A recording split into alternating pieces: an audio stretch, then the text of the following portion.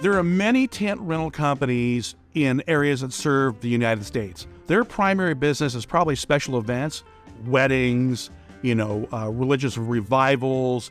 That's usually kind of their bread and butter, but fireworks is a big component of their business.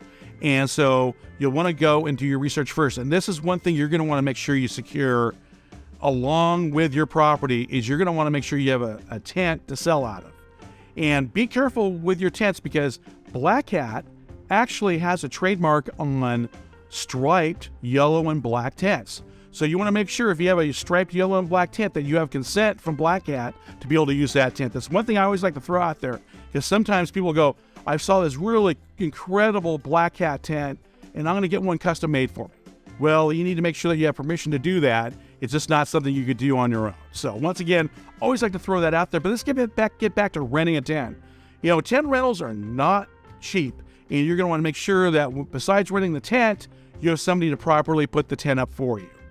You might be experienced in this area and save the money on that. That could save you probably maybe $1,500 to $2,000 on setting the tent up. But most tent rental companies are full service. They'll come in, they'll put the tent up, and they'll break the tent down and take it away for you as part of the rental fee. Tents, there's two ways you can do a tent. You could rent a tent based on your projected sales. And once again, I think you're going to want to talk to your fireworks salesperson on square footage. It's going to depend on your property. There's nothing worse than having an oversized tent without enough product in it. It doesn't look impressive.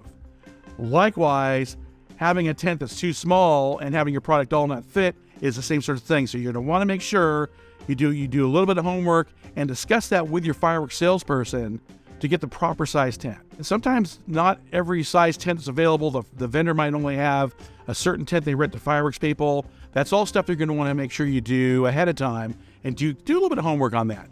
You could also have a tent made or buy a tent. And most people I know who have purchased a tent have rented a tent for several years to really figure out what they really need as far as a purchased tent.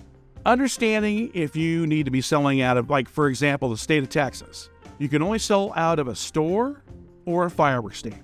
Okay, so that state has specific regulations on what kind of area you can be selling from. Other states, you can only sell from a tent or a fireworks stand. Most states that allow you to sell from a tent will allow a fireworks stand. Where vice versa, if you're only allowed to sell out of a fireworks stand, most tents are usually prohibitive. So once again, it's going to depend on the state and your local jurisdiction on what's allowed to sell. Stores are very limited and rental stores are very rare and only allowed in a few states.